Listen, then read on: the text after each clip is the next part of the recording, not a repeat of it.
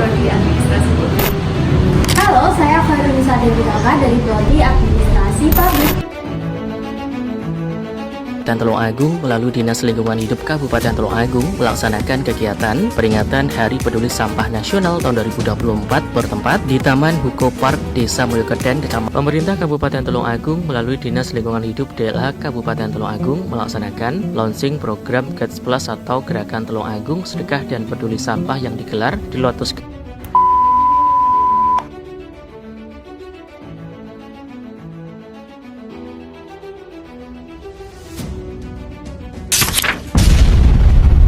Ya, jadi gini, cuaca ekstrim itu dipicu oleh adanya perubahan iklim. Iklim itu disebabkan oleh adanya pemanasan global. Pemanasan global disebabkan oleh adanya gas rumah kaca yang berdampak pada pemanasan permukaan bumi. Nah, pemanasan global itu disebabkan oleh gas rumah kaca tadi yang ditimbulkan oleh adanya aktivitas manusia. Sebenarnya dari aktivitas alam juga ada. Jadi dari aktivitas alam seperti gunung berapi, dari kegiatan atau aktivitas manusia itu dari kegiatan kita sehari-hari seperti kita berkendara, masak pakai bahan bakar fosil, gas, LPG, dan batu bara untuk membangkit listrik atau BBM pada saat kita berkendara. Itu semua bisa mengakibatkan timbulnya gas rumah kaca atau CO2. Selain itu juga dari gas metan.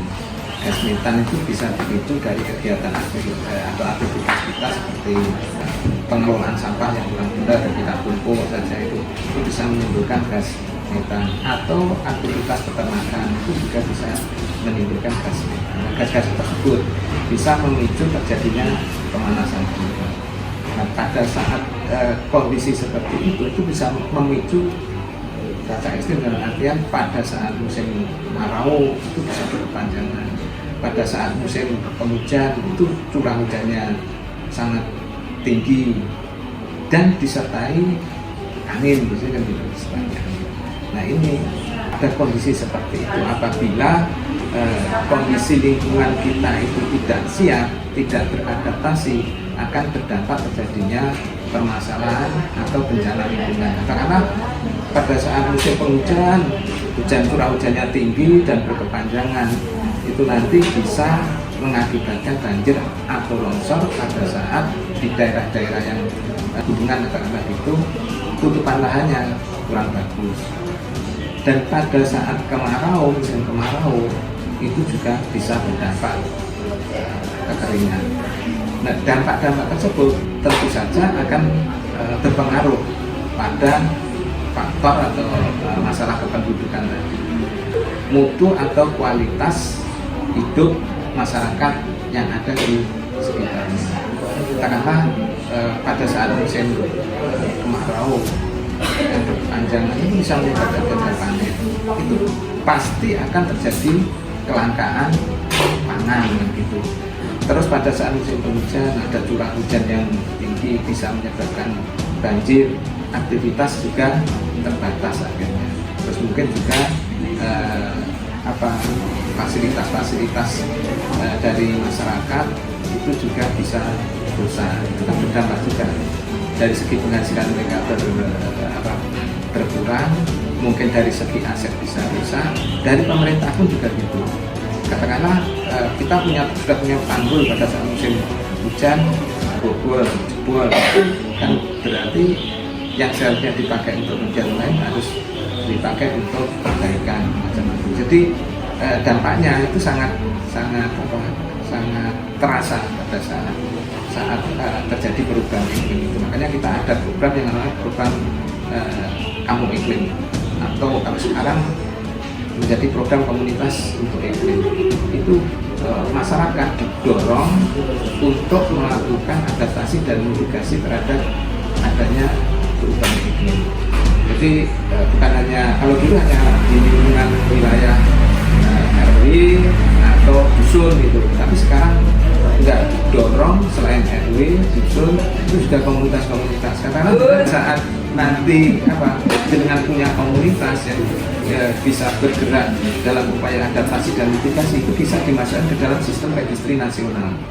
Kegiatannya apa saja itu bisa masuk. Itu sebagai catatan seberapa besar kemampuan Indonesia itu dalam menekan atau meminimalisir dampak-dampak perubahan iklim dan juga aktivitas-aktivitas apa saja yang sudah dilakukan untuk mengurangi emisi gas rumah kaca. Jadi di situ nanti bisa terekam seluruh Indonesia sebagai peran kita di dalam dunia internasional dalam mengatasi perubahan iklim.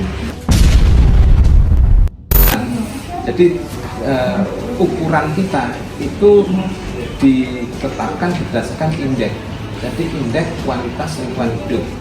Itu kalau di kabupaten itu ada indeks kualitas udara, indeks kualitas air, dan indeks kualitas pertanahan. Jadi berdasarkan indeks-indeks tadi, yang 3 tadi itu dihitung lagi, itu nanti menjadi indeks kualitas lingkungan hidup. Nah, terkait dengan upaya bagaimana kita agar indeks kualitas lingkungan hidup kita harus menjaga kondisi kualitas air kita, kualitas udara kita, juga kualitas hutan lahan kita. Jadi terkait dengan bagaimana kita mengatasi polusi, dinas lingkungan hidup nggak bisa berjalan sendiri, nggak bisa, karena permasalahan itu kompleks dan yang mengampu teknisnya itu banyak melibatkan banyak OPD, banyak lintas sektor gitu. Katakanlah terkait air itu saja ya, kualitas air. Dengan tiap hari katakanlah membuang limbah kan, mandi untuk aktivitas dapur, untuk macam-macam lah ya, untuk mungkin cuci motor, untuk macam-macam. Nah itu berkontribusi terhadap kualitas air kita. Nah di sini peran dari masyarakat, dari OPD itu sangat diharapkan untuk menjaga kualitas lingkungan hidup, khususnya dalam hal ini air. Nah, air ini berdasarkan upaya kita, kalau di LH itu ada yang namanya izin atau petek ya, persetujuan pemenuhan baku mutu air limbah. Itu dipersyaratkan. Kalau dulu lebih mudah, dalam artian izin mudah didapat, tapi sekarang dipersulit dalam artian ini, bukan dipersulit untuk perizinannya, bukan, lebih ketat. Jadi membuang air di sungai, di saluran kota itu kita tidak boleh.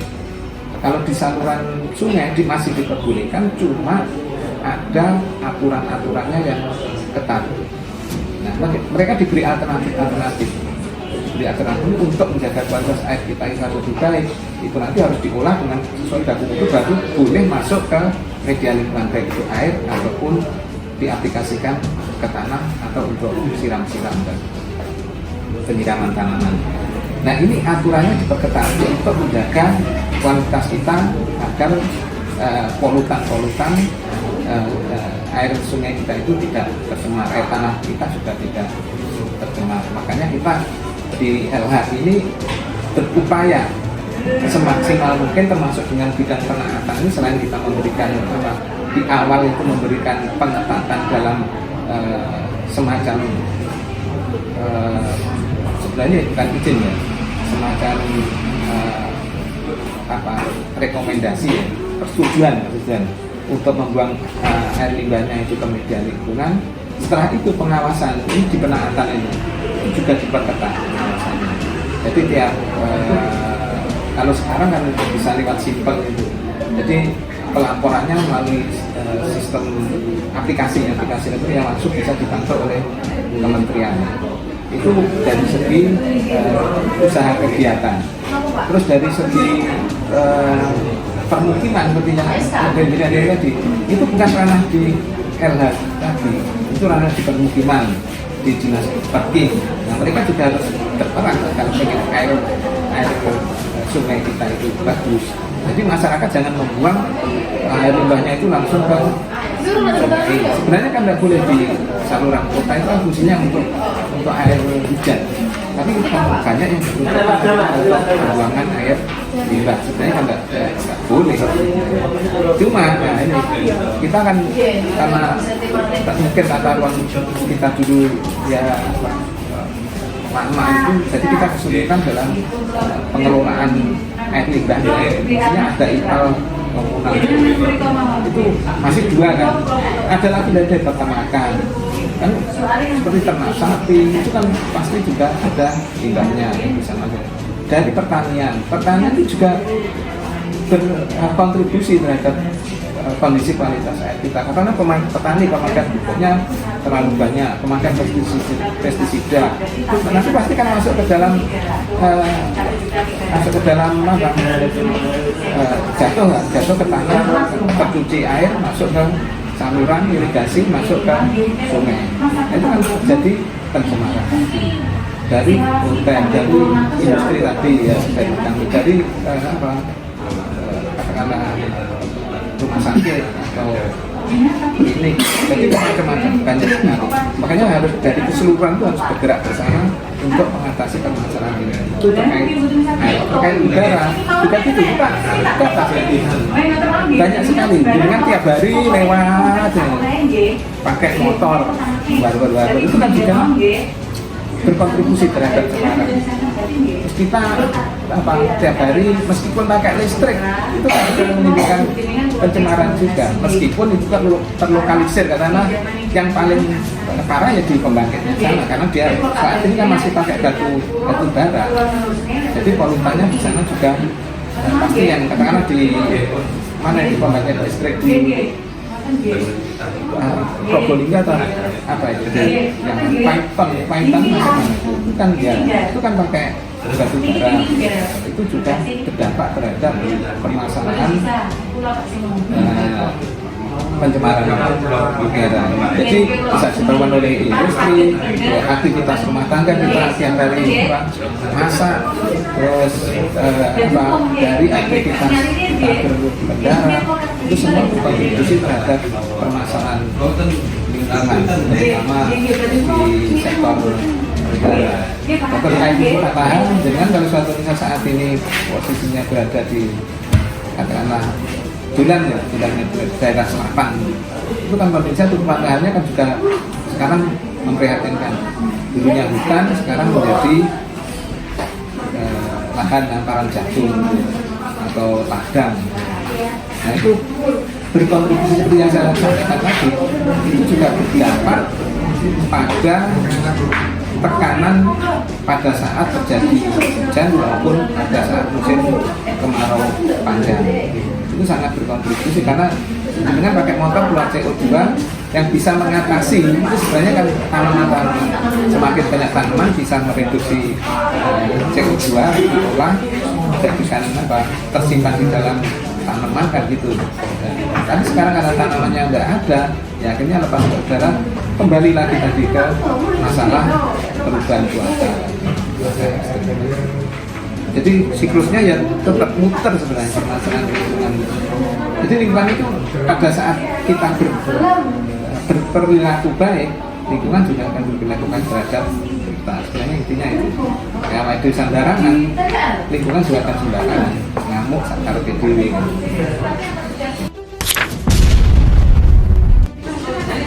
Terkait untuk ini perlu diketahui untuk menjaga lingkungan yang hidup sehat itu tanggung jawab dari pemerintah dan tanggung jawab dari masyarakat. Pemerintah itu ada di kabupaten, pemerintah provinsi dan pemerintah pusat, semuanya punya pola sendiri-sendiri. Otomatis punya program yang harus dijalankan. Sedangkan masyarakat, yaitu masyarakat itu ada masyarakat desa, ada masyarakat sekolah itu terus ada masyarakat usaha, itu semua juga menimbulkan dampak lingkungan hidup. Terus juga yang tidak kalah pentingnya ada organisasi masyarakat yang peduli terhadap lingkungan. Ya. Untuk terkait semua ini, pemerintah daerah Kabupaten Tulungagung melakukan itu bekerjasama dengan desa atau mensosialisasikan terkait pentingnya untuk pengelolaan dan perawatan lingkungan. Itu sosialisasi terhadap desa, pentingnya lingkungan hidup, perawatan untuk menjaga lingkungan hidup. Di situ nanti akan ditindaklanjuti mungkin dari desa itu untuk menjaga lingkungan hidup membutuhkan apa. Misalkan kalau di situ membutuhkan benih untuk tanaman, mungkin kita membantu. Kalau di situ membutuhkan misalkan perlu saluran atau gorong-gorongan, kita membantu. Kan itu berarti juga terhadap organisasi masyarakat yang peduli lingkungan. Itu kita juga berkolaborasi bekerjasama dengan itu untuk membantu apa yang dibutuhkan. Sedangkan untuk masyarakat sekolah, kita ini program kita ada sekolah nanti sekolah yang mengajarkan tentang lingkungan.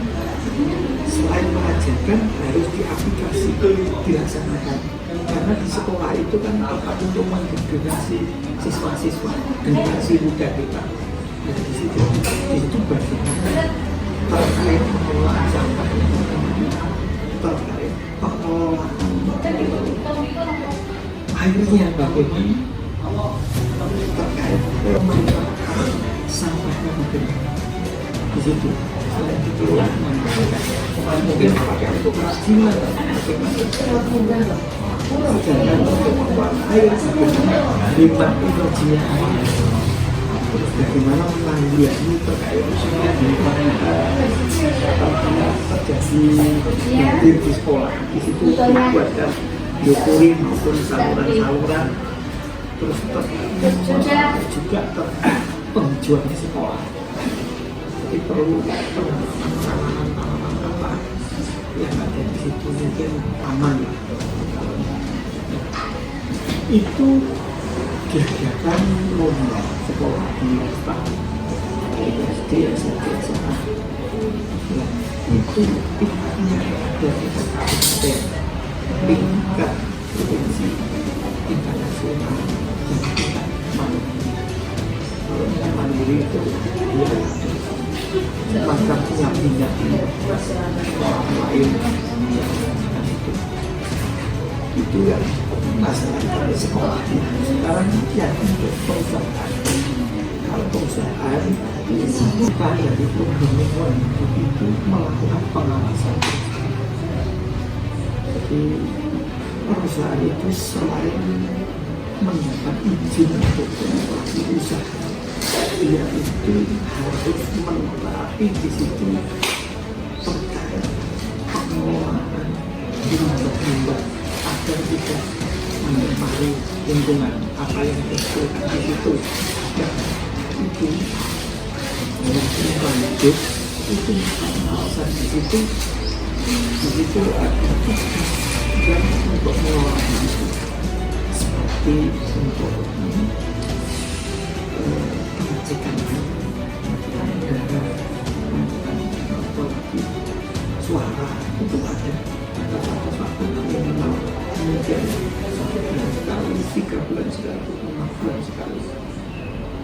Itu program dari lingkungan hidup yang dilakukan dari kementerian itu yang dilakukan terkait untuk mensadarkan untuk pengendalian diri untuk menjaga pengelolaan dan perawatan. Mungkin itu